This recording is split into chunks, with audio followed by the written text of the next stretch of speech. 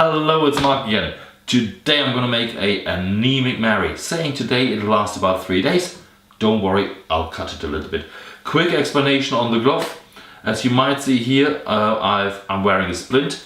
I've snapped a tendon on Christmas Day, and on the one hand I don't want to get tomato juice, because you do need tomato for Bloody Marys or anemic Marys, into this, and also, you know, bandages and food don't go together too well. So I'm gonna start with a few dry ingredients. So I've got some beautiful ancho chilies here, so I'll just take one of them.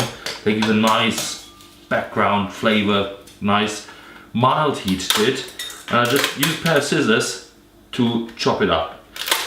I like to start with the dry ingredients because when the tomatoes then go in, they start to rehydrate the dry ingredients. There you go. Next, there are sun-dried tomatoes.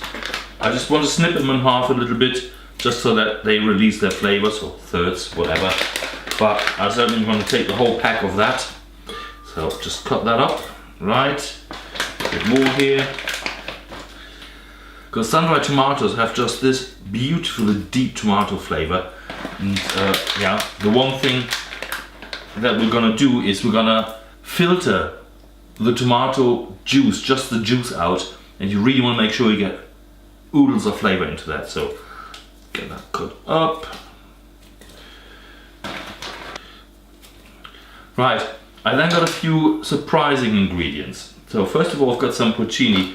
You don't want much, you don't want it to start to taste of mushrooms, but porcini and shiitake mushrooms give that umami background that is very difficult to get any other way.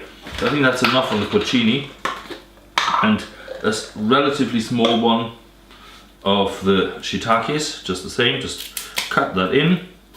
And now something you seriously wouldn't have seen coming, I hope, is a little bit of kelp, kombu as the Japanese call it. Don't want all of that, but a little bit. Boom. Again, you're not gonna taste the seaweed, but it provides umami background. I would say that's it on the dry ingredients. I'm now gonna do a bit of grating. I've got 1 clove of garlic. A bit of garlic is not bad. You don't want it to be overpowering. You can see there's lots of tomatoes here, so 1 I think just is fine. Grate that in, and grate that in a way that I don't rip my glove. So perhaps I do a hand change. Good job, this isn't icky yet. Right, there we go. You can see I'm not used to grating with my left hand, never mind. And radishes, believe it or not, radishes are great in Bloody Mary. So here we go, bit of that.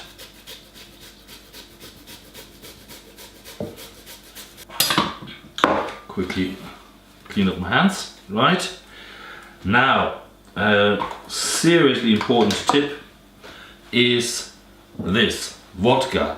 We basically throw peppercorns and a little bit of Szechuan pepper and a dried chili into our vodka bottles, and that mature that for weeks.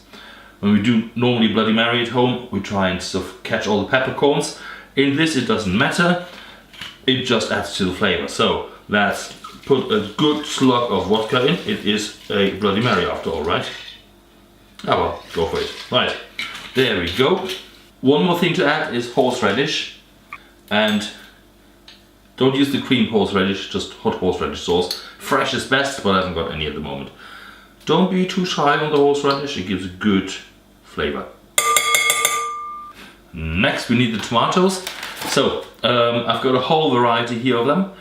I've just tried to pick up whatever looked like it got lots of flavor. One tip, cold-test Blumenthal, is throw in the vines if you haven't on the vine, because there's a lot of tomatoey flavor in the vines. So, and now there's just a lot of chopping to do.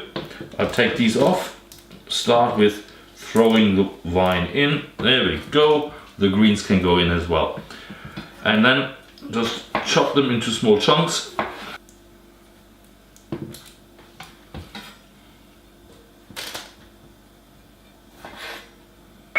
Every now and then, don't forget to give it a stir, so that the flavors start to come together. So now I've got the first lot in. I do want to add a bit of salt.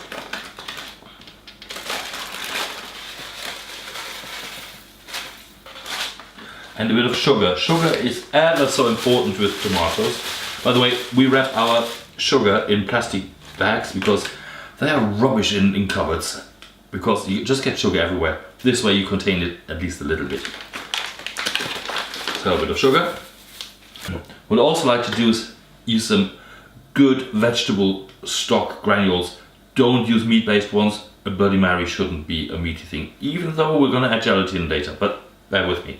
This is great, this is vegetarian friendly, it's gluten free. Let's add a bit of that. And again, on the whole hunt for umami, it's good for that.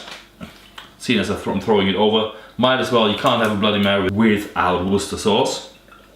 There we go. And while we're adding stuff like that, you need Tabasco. There you go.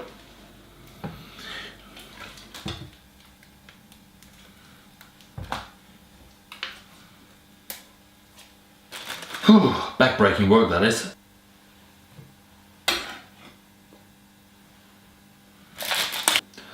Right, I think I'm gonna leave it at that. I still got some tomatoes left, but it's getting quite full.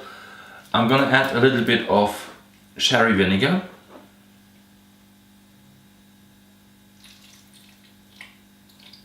And the last thing to do is to taste. So, wow, good stuff already. I'm gonna let this marinate overnight and I'll see you tomorrow. So here we are again. Here's our concoction. There were two things I forgot to put in last night. One was basil and the other one was celery. I did that this morning, first thing, and yeah, it's now 5 o'clock in the afternoon, so it certainly had enough time to mature. Now we need to extract the juice. For that, I have a bowl into which the juices can drip. So how do we do the dripping? You need to use some cheesecloth or really clean tea towel, but this is actually a bit much even for a tea towel. So what we've got here is a pillowcase. Apparently my wife does not like the color, don't know why. If this is hanging over here with the juices dripping in, that's great. I'm not going to stand there overnight for this to drip through. So what we have got is 2 bamboo canes to secure this onto with a bit of string. It won't float in midair. For that we've got a tidgy little pan, boom, that I usually use for stock making. So what we do is we put this bowl into the pan. And next we put the pillowcase into that bowl.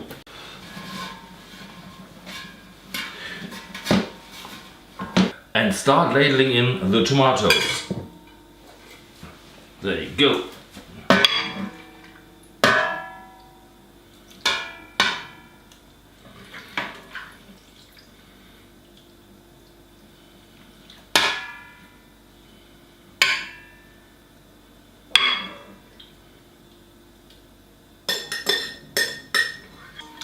Oh, wow. So there you go. Now we need to get this up.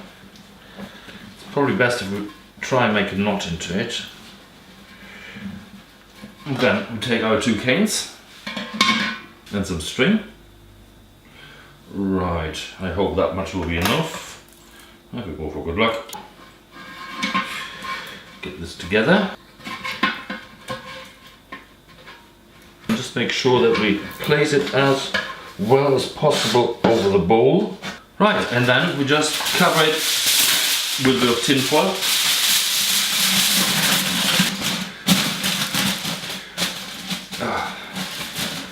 And like this, it can go into the garage on top of the freezer and drip overnight. And then tomorrow we'll have a look what we do with it. See you tomorrow. And here we are at day 3. Let's have a look what we've got here then. Okay. Right, we need to take this out. Yeah. Right, so this is what we've got. It's not quite as clear as I like it, but with the amount of stuff I've thrown into this, I'm sure I can't expect anything different to this. So, right, last bit goes into here. it's important to know exactly how much we've got, so we can measure exactly how much gelatin we need. So we have 700 ml, which is perfect because I need about 600 ml, and I'm gonna combine this with gelatin, so that's not vegetarian friendly. We're taking this to a New Year's Eve party, and I know for a fact that there will be a few vegetarians, so I can keep a bit of the juice back for them to try. Next thing to do is take some gelatin, 4 leaves, and soak them in cold water. And once the gelatin is ready, we'll be heating some vodka. This time I'm using the clear one because I don't want any more color in this. Take about 50 milliliters. And we'll be warming that to 50 degrees Celsius. I'm gonna pour off the 100 ml that I want to keep. Perfect, 600 ml. And next we're combining the remaining 600 ml with 300 ml of double cream, or as the Americans call it, heavy cream. There you go. Give that a bit of a stir. Perfect. At this point it's probably wise to taste it. So let's have a quick taste whether it needs any more salt and perhaps a bit of lemon juice. No, that's just perfect. Wow, what a flavor. And now we're squeezing out the gelatin leaves. Transfer them into the vodka. And then we're stirring the gelatin to dissolve until we reach 50 degrees Celsius. And then we combine the tomato cream mix with the vodka jelly. Give this a good stir. And put it into my easy. Then we close it up. Sure it's really tight because we're going to put this under pressure. It comes with these pressure canisters. For this amount you need 2 charges. So you just screw this on.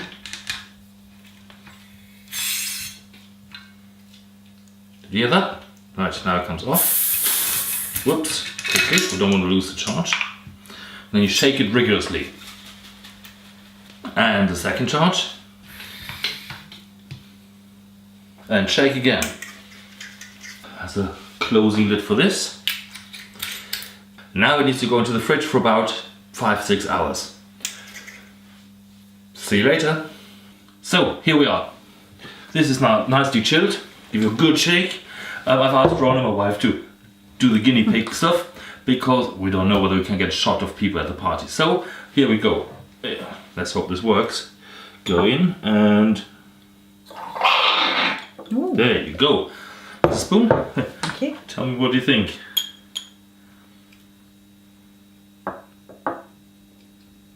Wow, it's delicious. Creamy, lovely. Let's hope the others like it too. See you soon. Bye.